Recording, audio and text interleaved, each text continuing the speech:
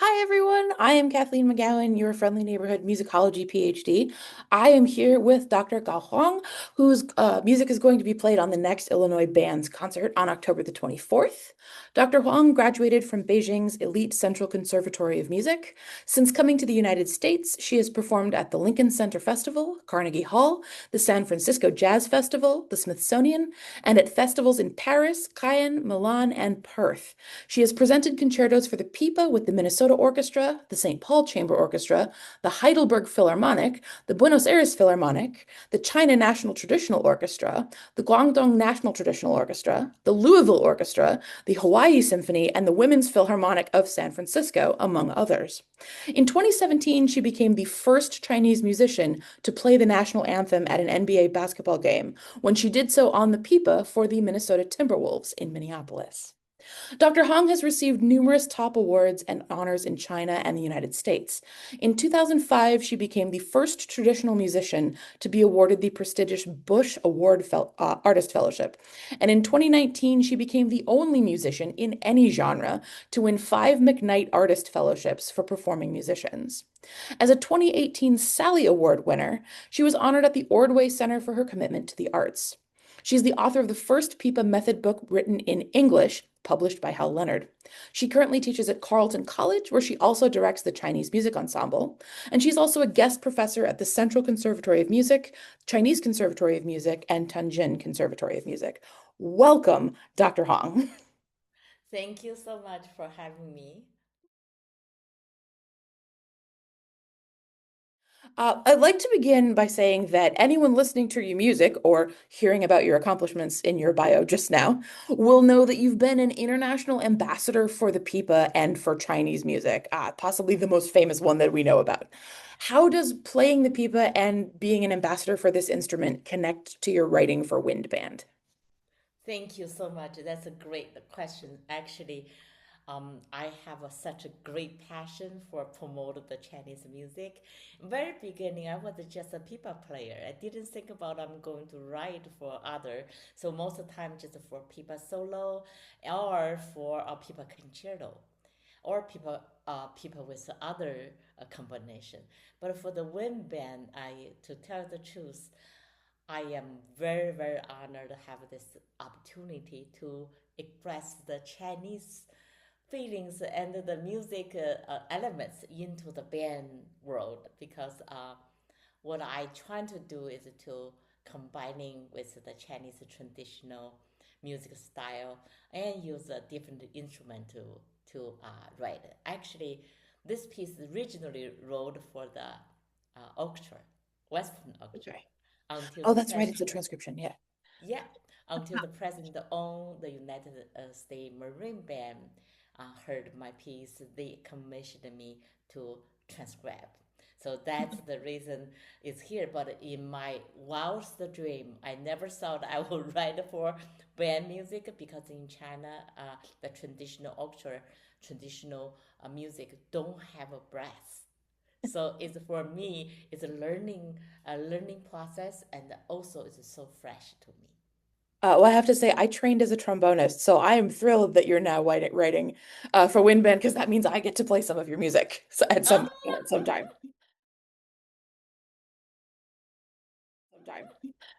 What kinds of music influenced you as a young musician? It says in your bio that your mother was a music teacher, and that you left home early to perform with a Chinese traditional song and dance group.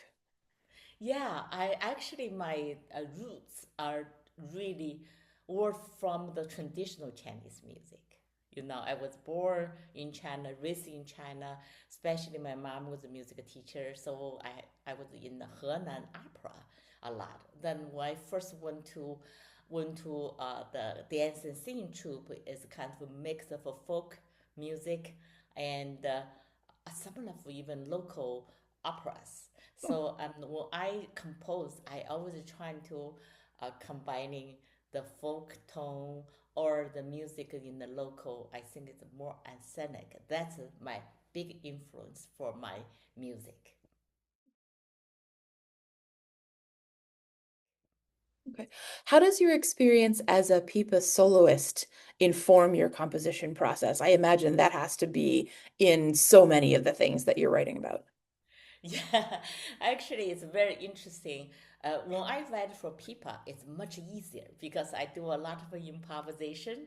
I literally had my four oboe came in the past 4 years. Everyone, we just went to the recording studio, just recording the whole album in 5 hours.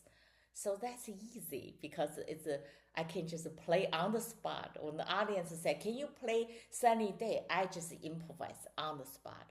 But when I write for orchestra or write for wind band or for chamber orchestra, I have to. It's a very different process. I cannot play on the pipa because the Chinese pipa is only four strings, not like a piano. You can get all the harmony. So for me, what I like to do is all the music in my mind first. So I Mhm. have a um, kind of like a built-in song in my mind. Then I go to the computer, writing down everything in my mind. So that's how my process. Really, is hard for the pipa to do the whole orchestra, but for the melody, it's very easy because you can play melody on your pipa, then build in with the harmony around the melodies. Um, what kinds of orchestra music did you listen to earlier on that made you think that writing for orchestra was something you wanted to do? Oh, yes. Actually, when the Chinese people never had a concerto with Western orchestra until 1970.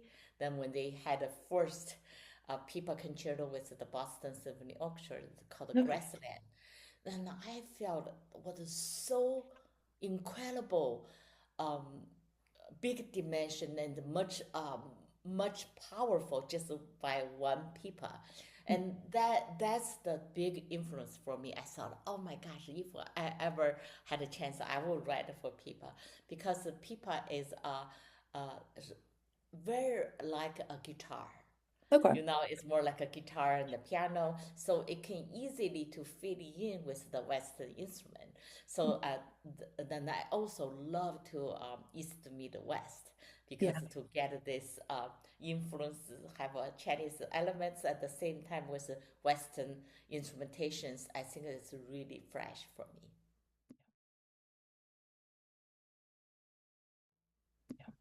What music are you listening, or types of music are you listening to now, as both a seasoned performer and a composer and an artist? Is there anything you listen to now that you would not have listened to as a younger composer?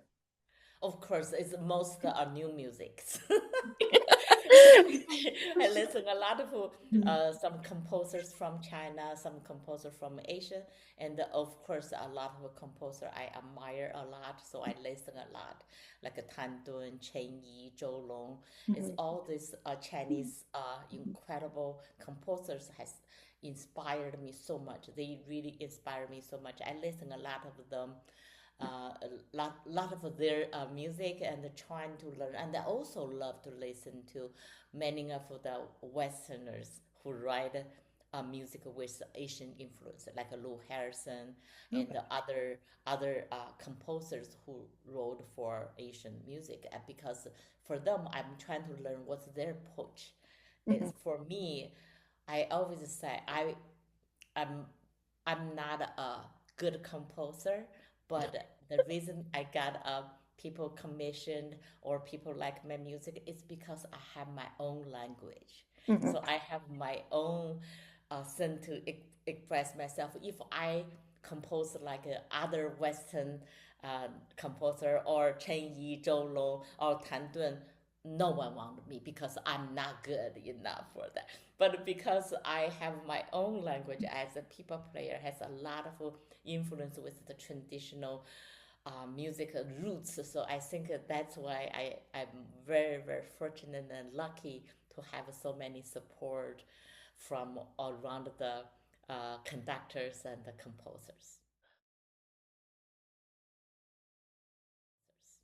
Well, I think having listened to Celebration, I would definitely say that it's true that you've got your own way, you have your own voice and your own way of approaching the wind ensemble, which was really cool to listen to and to hear. You do not sound like any other wind band composer I've ever heard, which fantastic.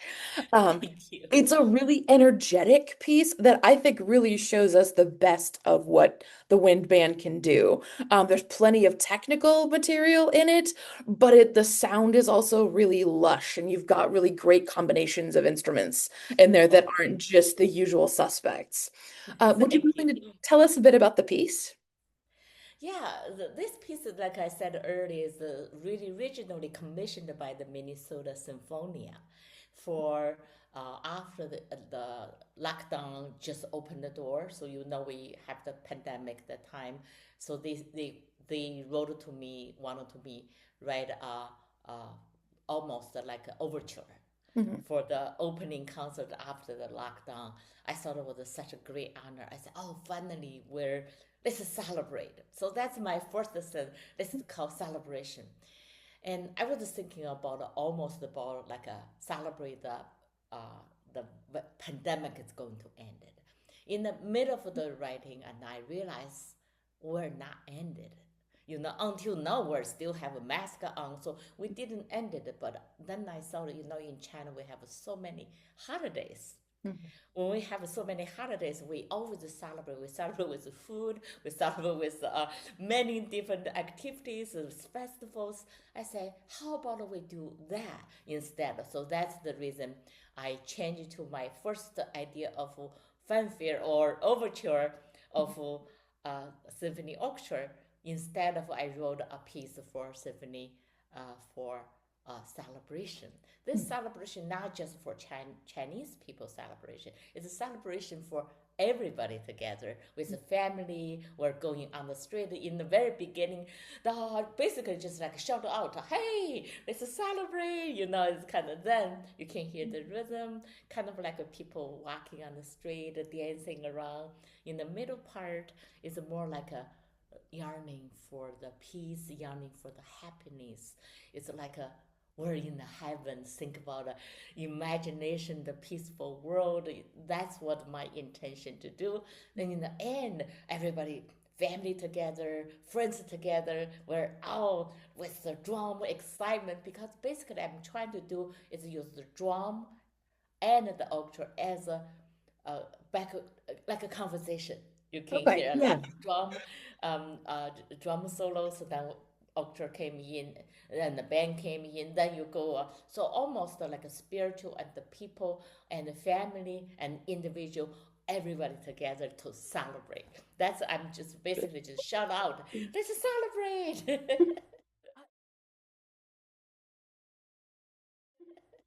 Did you make any changes when you did the arrangement for the Marine Band from the or I mean, obviously some parts have to change because orchestra has strings and band does not. That's a classic change that has to get made. But did you make any changes or like edits to the arrangement when you changed ensembles? Yeah, definitely. So, because first of all, like I said, it's my first ever band composition. For me, I really need to learn a lot. When the president on a marine band wrote to me, say, "Here's the instrumentation. You can do whatever you want." Then when I learned how incredible they are, so I put a piccolo, a trumpet, I put everything I could in. You can see the score is so big because I was to take advantage of that since they're the best in the world. So I didn't Okay. think about it much, and I also add marimba and the saxophone because with a little texture rather than only wind. So that's the new part I wrote in, and I also wrote an earlier one was a chamber orchestra. So then I became a full orchestra. So when I became a full orchestra, was only three percussion. Now they told me I can have up to six. So that's why I got it so big. So then I add so much of interlude and the conversation between the drum. So Hmm. before was like an opening drum solo, only one drum set solo. Then I became a drum between drum, have a conversation. Then the funniest part I gotta tell you is I have to move the strings to the saxophone, right? Yeah. And I forgot to put it down the arco and piscato off for one of the line. Then when the during Ling, who is the conductor for the president, so I'm sure this you probably forgot. There's the arco for the saxophone. I said, oh, please take that off. So that was really, really fun for me because I was really, really learning so much. And I know I'm totally falling in love with the band world because the band world is so together. You know, Mhm. you didn't tell you didn't ask me this question, but I'm very excited. I just commissioned by the consortium with 45 different band, including Eastman, Baylor, and the Mhm. United States Navy band, and with 45. Actually, this Saturday is going to a premiere of my new. Uh, it's called uh, China Brace for 10 chamber wind. So what I'm saying is, I love the way how the band world is doing. So they support us so much. Yeah. And thank you for asking the question. That's what I do is to add something, which means I never know how to play it. This But is so in the same exciting though. time, I do. This is so Yeah. exciting though. There's going to be more of your music that we can go in here and Yes. potentially play in the future, we hope. Oh, Um, thank you. Sure. and So, like I said earlier, I love the band, I mean the wind band, because they're such together. So, besides this new composition I'm writing for chamber, actually the celebration now has more version than ever. I started with a Chinese pipa with Indian sitar, taiko, Japanese taiko, yeah. and Western cello. That's how I started, and the Western percussions. Then it became a chamber symphony orchestra, then become a full orchestra, then become a full band. Then just last summer, the new founder, Wind Chamber Wind, commissioned me to write for chamber version of a celebration. You Oh, know what they did? They didn't have a drum because they only have 16 people. What I did, I used a vocal, use Chinese opera oh, vocal cool.